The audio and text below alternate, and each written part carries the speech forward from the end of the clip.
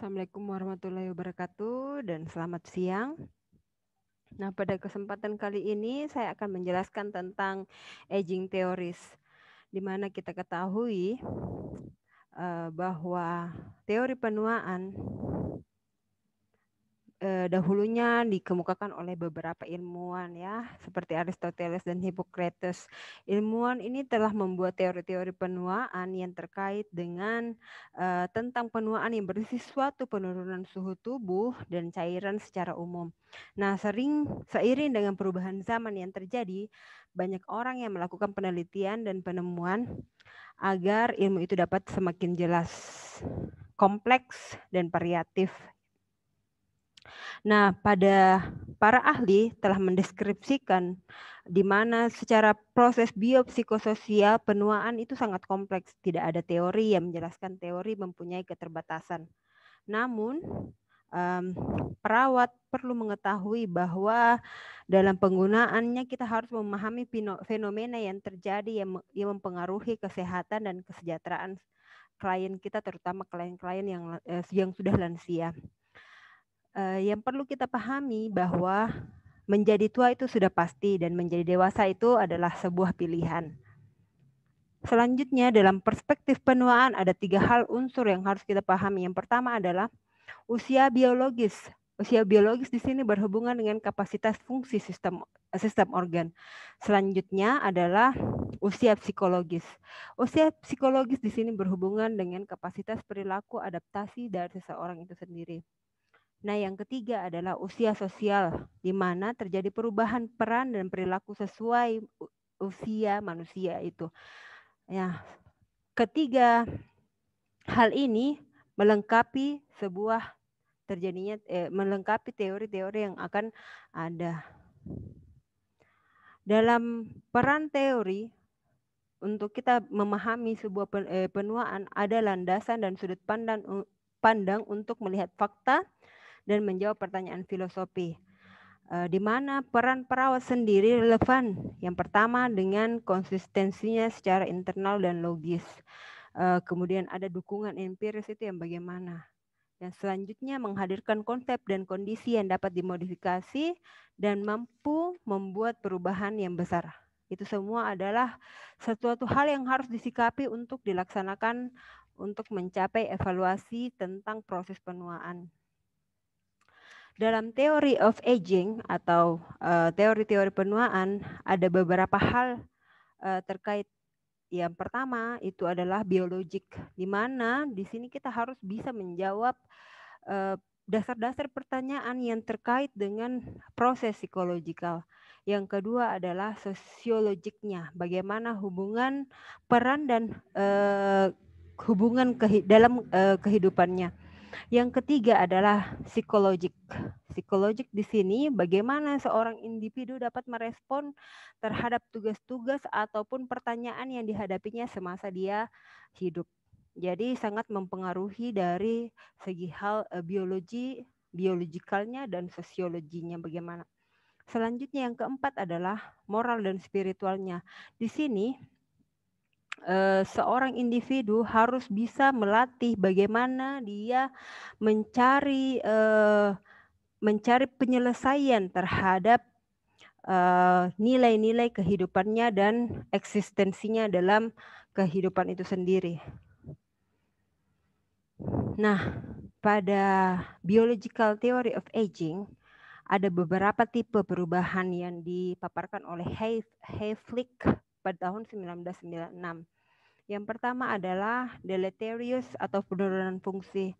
Yang kedua adalah progresif atau bertahap, mana selanjutnya dihubungkan dengan intrinsik. Dan yang keempat adalah universal atau terjadi pada semua spesies. Nah, selanjutnya faktor yang mempengaruhi biological aging ini ada beberapa. Yang pertama adalah faktor genetik, di mana penentuan panjang hidupnya seseorang ya ternyata hanya 35% dari hasil penelitian. Dan yang selebihnya adalah lingkungan dan lifestyle itu sendiri yang berperan penting sebanyak 65% ternyata dari hasil penelitian yang ada. Selanjutnya pada sociologic theories, kita fokusnya pada sociologic theories ini adalah perubahan peran dan hubungan yang dapat diadaptasikan melalui sosial dalam hidupnya. Prinsipnya adalah yang pertama adalah penuaan. Penuaan itu berhubungan dengan proses hidup yang panjang. Yang kedua, mempengaruhi dan dipengaruhi lingkungan. Dan yang ketiga, usia berubah tiap waktu dan dialami secara berbeda oleh hubungan yang berbeda. Nah, sampai di situ. Dalam sociologic theories ada yang namanya disengagement theory ataupun tidak kesepahaman teori ya. Nah, yang kedua adalah activity theory, teori aktivitas. Yang ketiga continuity theory, teori yang berkesinambungan. Yang keempat adalah age stratification theory. Dan yang kelima person environment fit theory. Selanjutnya pada disengagement theory, individu di sini menarik diri dari masyarakat dan masyarakat mendukung penarikan diri ini.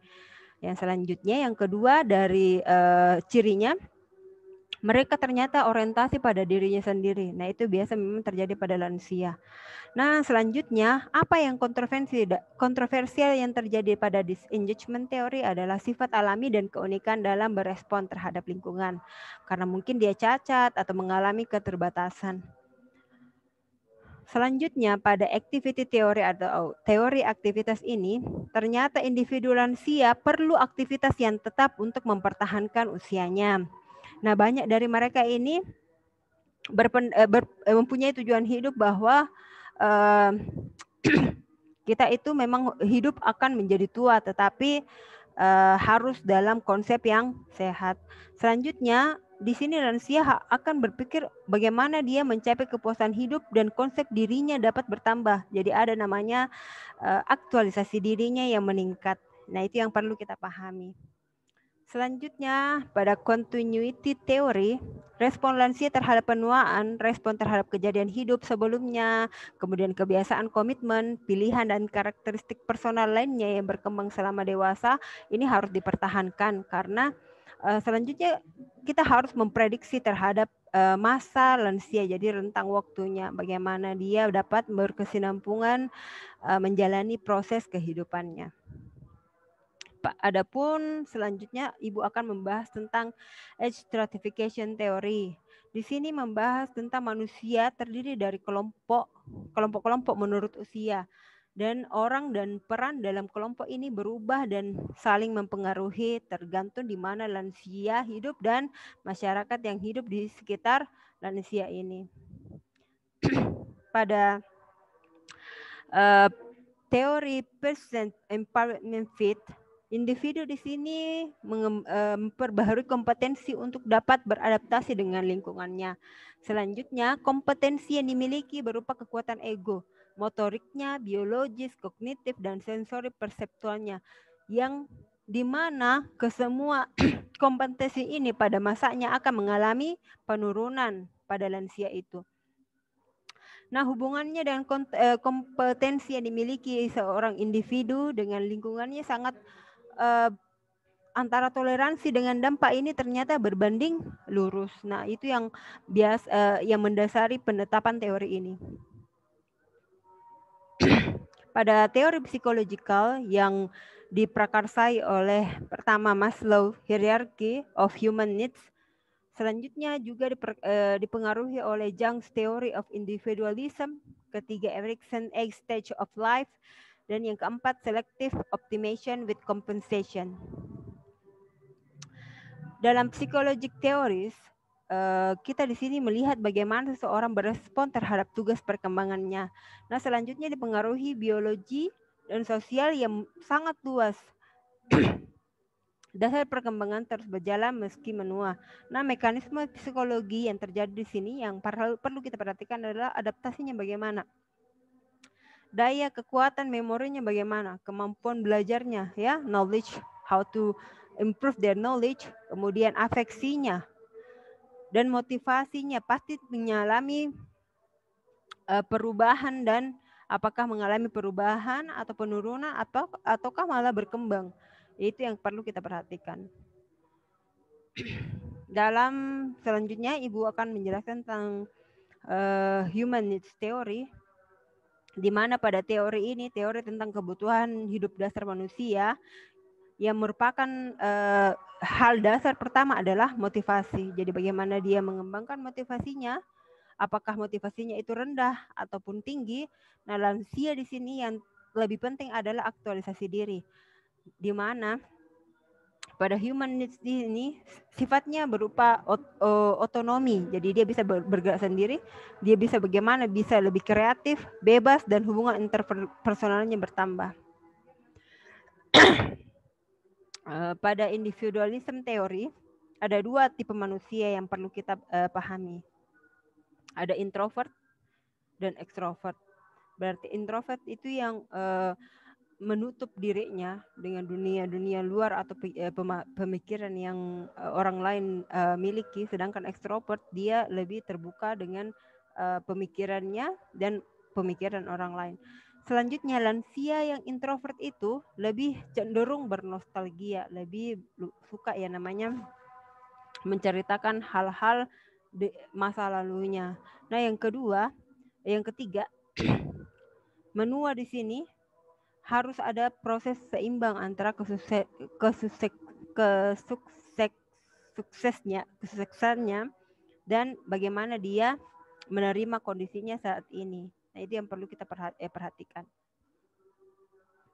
Nah, bagaimana kita mengoptimalisasikan selektif dengan kompensasinya?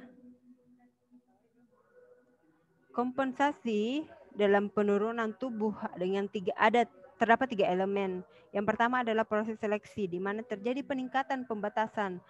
Dan yang kedua, optimalisasi, mengalami peningkatan kehidupan. Dan yang ketiga, kompensasi, di mana kompensasi kehilangan yang adaptif.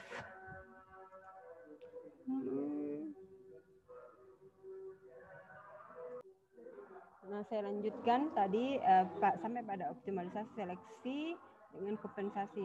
Kompensasi penurunan tubuh dengan ada tiga elemen. Tiga elemen ini yang harus kita perhatikan. Elemen pertama adalah seleksi, di mana seleksi ini menjadi tolak ukur pada peningkatan pembatasan. Yang kedua adalah optimalisasi, terjadi di mana peningkatan derajat kehidupan. Dan yang ketiga kompensasi. Kompensasi di sini adalah kehilangan yang adaptif. Nah, selanjutnya kita berpindah pada moral dan spiritual teori. Di sini kita menanyakan bagaimana itu spiritualitasnya dari seorang manusia. Yang kedua adalah perkembangan sebagai pemikir moral dan spiritual. Nah, kita di sini melihat eksistensinya bagaimana. Dan selanjutnya kita sebagai perawat membantu klien dalam hal krisis yang mengalami krisis kehidupan untuk dapat menemukan arti kehidupan dan bagaimana mereka memperoleh pelayanan perawatan yang lebih holistik. Nah, itu tadi penjelasan Ibu tentang materi aging teori ya. Selanjutnya kita akan masuk pada bagian diskusi. Sebelumnya Ibu akan membuat grup dulu.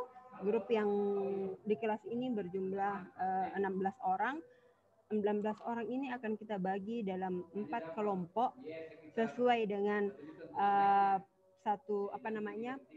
urutan absen. Jadi 1 sampai 4, 5 sampai 8 dan seterusnya menjadi 4 kelompok.